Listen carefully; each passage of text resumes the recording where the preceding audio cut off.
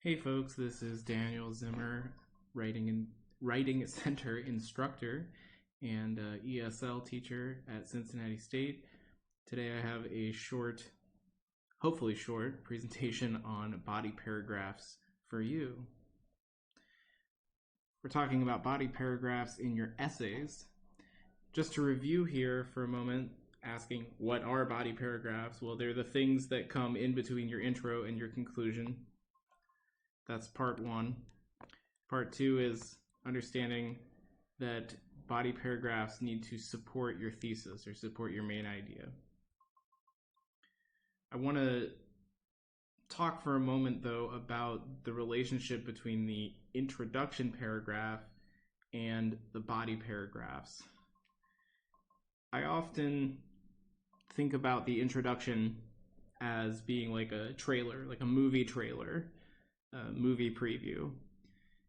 If you watch any movie trailer that's been made in the last 5 to 10 years for any blockbuster, big mainstream movie, you often see like the plot of the whole movie in that, 1.5 to 3 minute trailer. They show you glimpses of pretty much every part of the movie. Back, 15, 20 years ago, movie trailers did not always show you so much detail. You got a sense of the feeling of the movie and maybe what was going on, but you didn't see the whole plot unfold the way you do today. You can often see this in movie trailers for the Marvel superhero movies, like the Avengers and Doctor Strange and things like that. If you hear my cat yelling, it's because she always does this when I record these presentations. She's maybe not a Marvel fan. But anyway, let's get back to the matter at hand here. I think about essay structure kind of in blocks. It's just kind of how my mind visualizes it. So let's make some blocks here. We know we have an intro. We know that there's going to be a body. Hopefully you've seen this before. And we know that there's going to be finally a conclusion. Okay. In the body, right, you could have any number of paragraphs.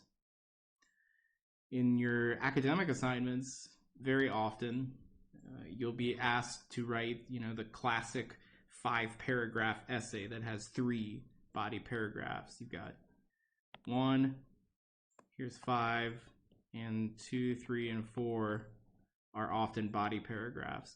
But the truth is that you could have 5, 6, 7, 8. You could have any number of paragraphs in the body. It's not really the number that's important, it's the structure. The idea is that in this section, you have something supporting your thesis. The thesis comes in your introduction, and all the stuff in the body is going to support that. But remember, like I said, the introduction often is like a trailer, right? You're going to see a glimpse of all the big ideas in your essay first in the introduction. So then you have to make sure that your body paragraphs live up to that.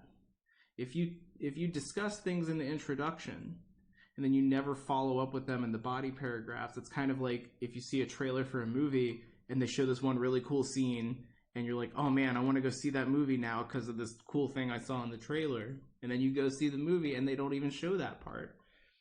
That is very frustrating. I remember that happened to me with the movie Rogue One, the Star Wars movie. The trailer was different from the movie. It was very disappointing. You don't want to disappoint your readers either, right? If they start reading your introduction, the introduction, I'll write this down here. Your introduction sets expectations.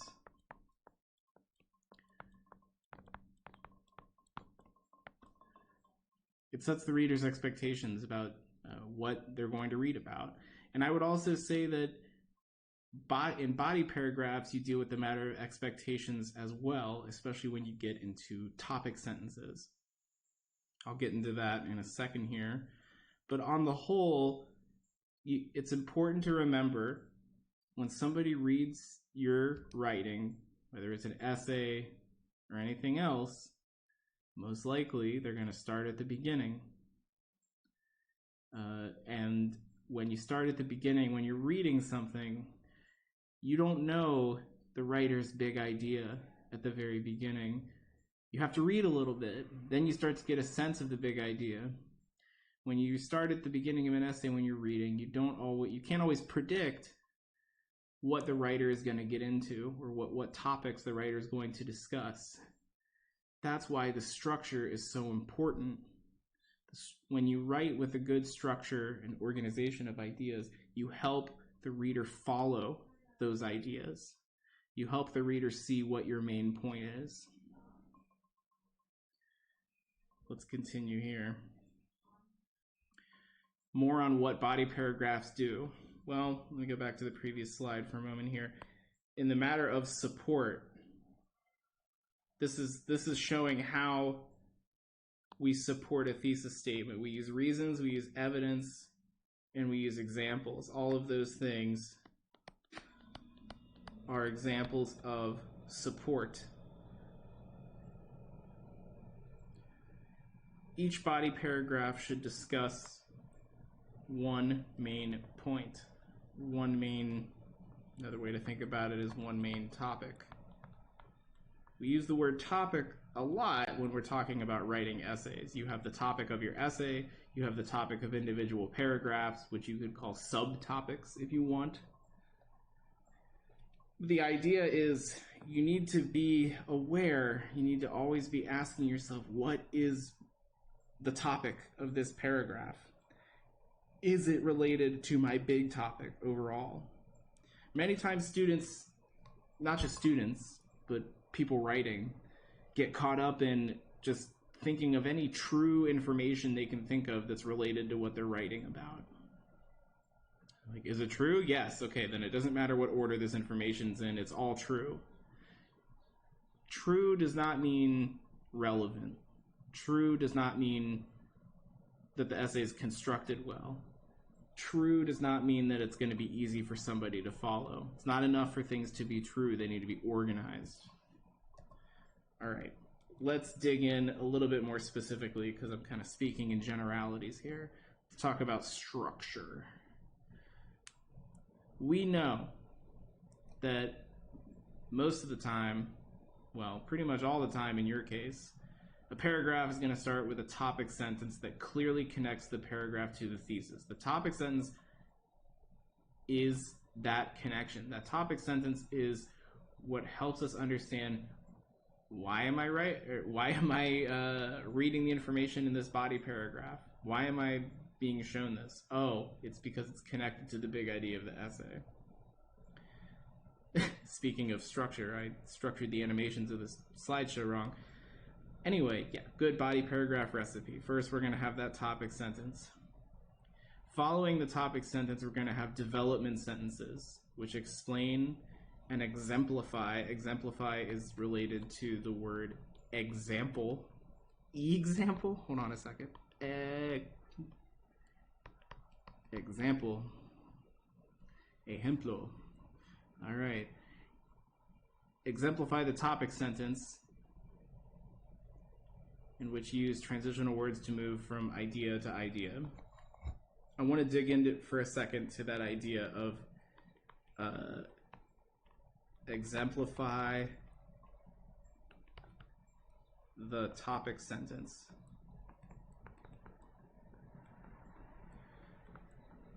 Promise my handwriting is much neater on paper.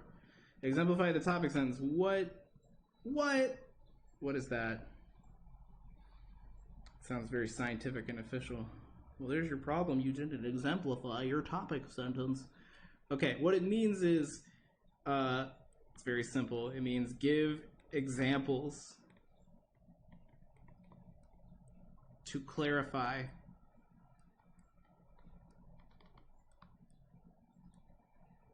the topic sentence. I'll put TS for topic sentence.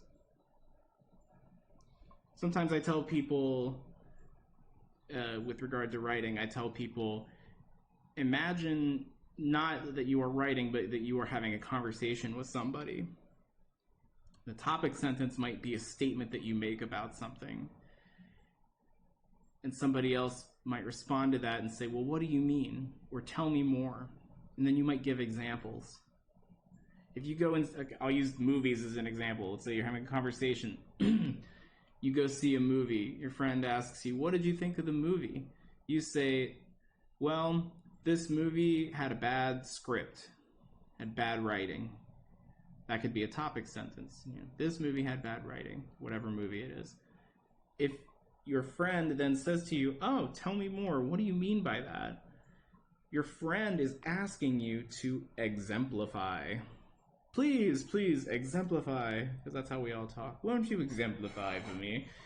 Well, when somebody says exemplify or please tell me more, you might give examples of, in this case, why the movie has a bad script. You could say, you know, the dialogue was hard to follow, or it wasn't believable. For example, when these two characters were talking and this one said this and the other one said that, that wasn't believable at all, right? I could start giving specific examples from the movie, things I remember, that support my idea that the dialogue was bad. Anyway, in our writing, we need to make sure in the body paragraphs that we exemplify our topic sentences. Let's... I always forget that I have more on the slide and then I write all over it. Let's get rid of that. Okay, great. Finally, after your development sentences, you're going to have a concluding sentence that summarizes and emphasizes the main point of the paragraph. Concluding sentences in paragraphs are something that students sometimes stress about because they're not sure what to do. It can depend on the paragraph. Sometimes you don't need to summarize everything that was just said in the paragraph. Sometimes it can just flow neatly from one topic to the next. It kind of depends on the essay. More about that in other presentations. All right, so let's dig into a specific example in writing. Let's imagine that we have an essay, and here's the thesis of the essay. For those students who need extra help with their basic courses, the Study Skills Center is one of the best resources because of its numerous free services, well-trained tutors, and variety of useful learning aids. Once again, I've forgotten to punctuate, put a period there. It's all right. So the thesis, it's just a simple idea. The Study Skills Center is helpful because of these things. Sometimes people get caught up in thinking that their thesis has to be some kind of strong opinion or say something really significant. It's just, you know, it's just the central idea of your essay. In this case, somebody wanted to write an essay about their school's Study Skills Center. There's a lot of S's. School Study Skills, say that 10 times fast. Anyway, they wanted to write about the Study Skills Center, so they focused their thesis on it. And this thesis actually it contains what sometimes is called an essay. It's a letter E, an essay map, which I discuss in more detail in the presentation on intro and conclusion paragraphs. But you can see kind of a preview of what the body paragraphs are going to be about.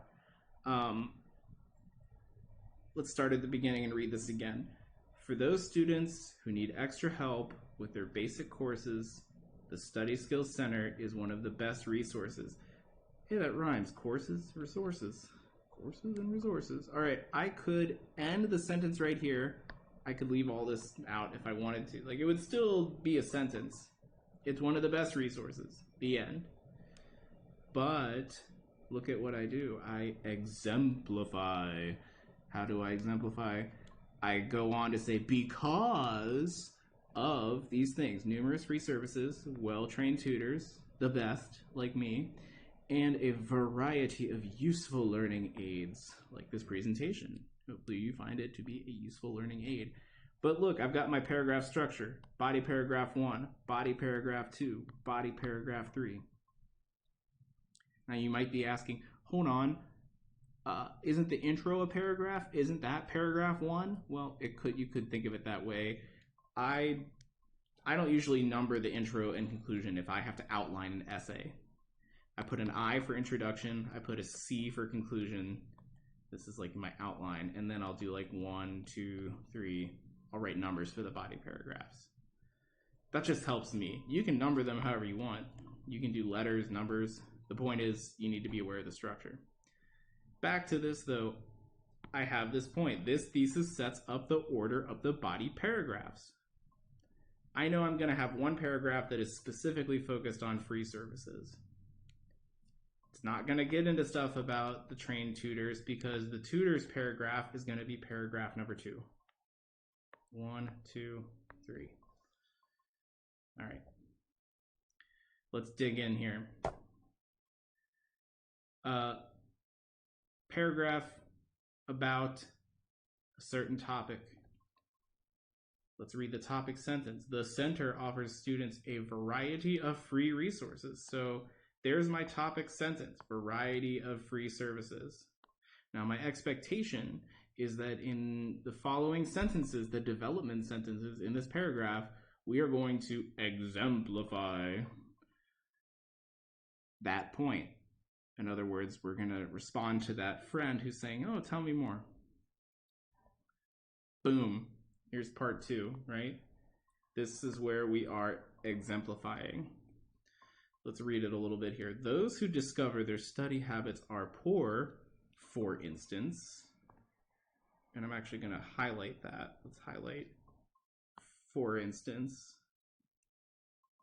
may enroll in a 6-week mini course in study skills that offers advice on such topics as how to read a text, take notes, and organize material for review. So we are exemplifying. Isn't it fun? Isn't it great? Boy, oh boy, we already have exemplified free services. What's the first free service? The first free service is 6-week mini course. That blue is a little hard to read. I should pick out all my colors before I start these presentations. I'm too impulsive. All right. Those who discover their study habits are poor may enroll in a 6-week mini course. So there's an example. Why did I do for instance? Why did I highlight for instance?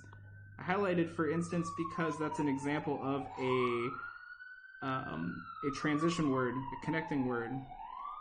For instance, that's a word that helps with exemplification. All right, let's look at another example. Continue here. Students whose math or writing skills are below par can sign up for free tutoring sessions held 5 days a week throughout the semester. So here's another example. And I'm going to draw an arrow here.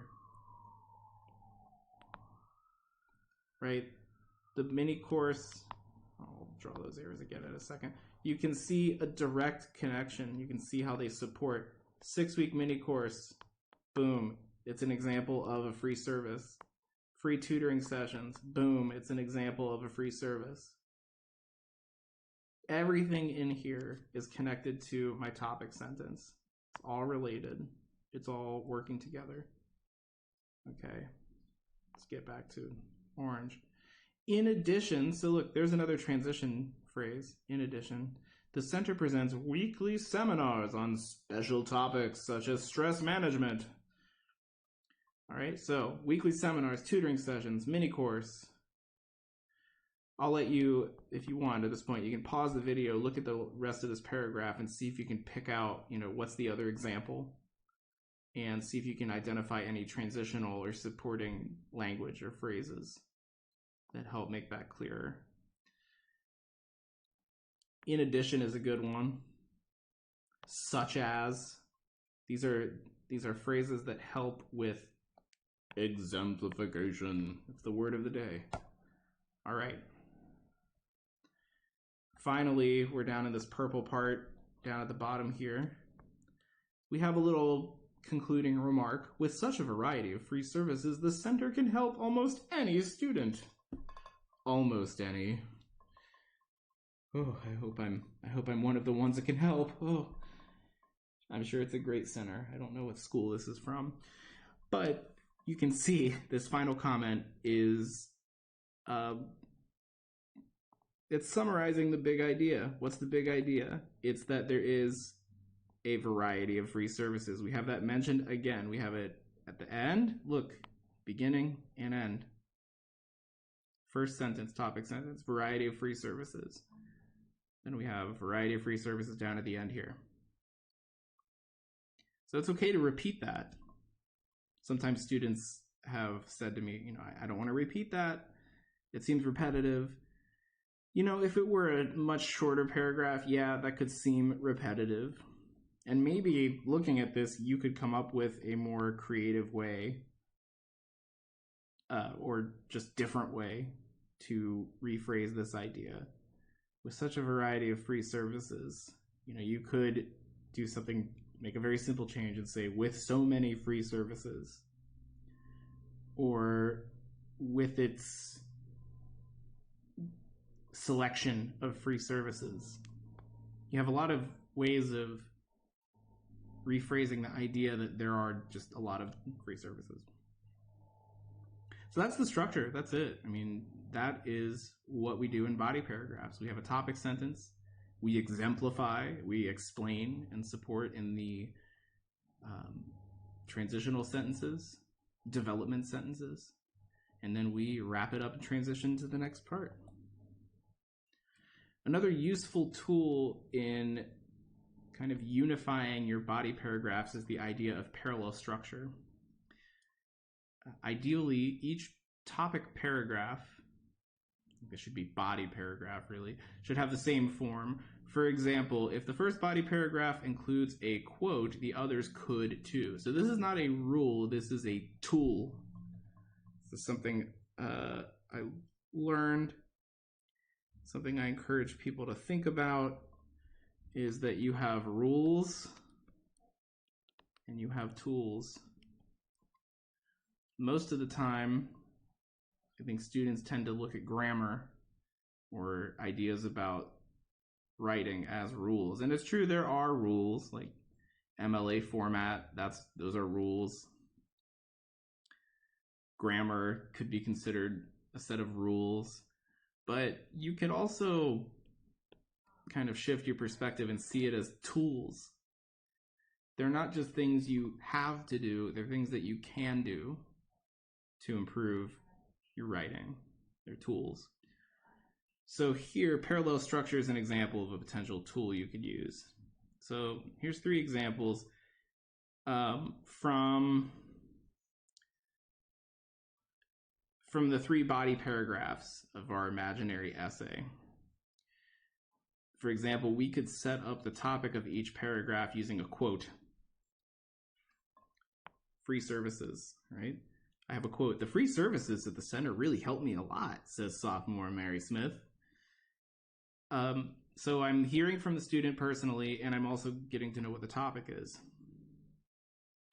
Same thing with the next one. "I don't think I'd have passed English without the center's terrific tutors." Boy, they are terrific. I don't know who says terrific anymore.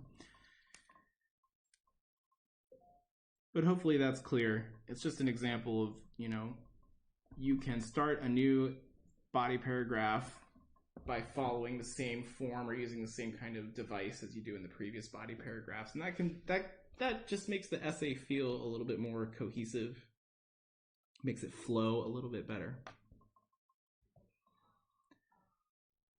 So those are the big ideas in body paragraphs. If you want to learn more or look at the example essay that I just mentioned, you can check out Gene Weirich's Steps to Writing Well.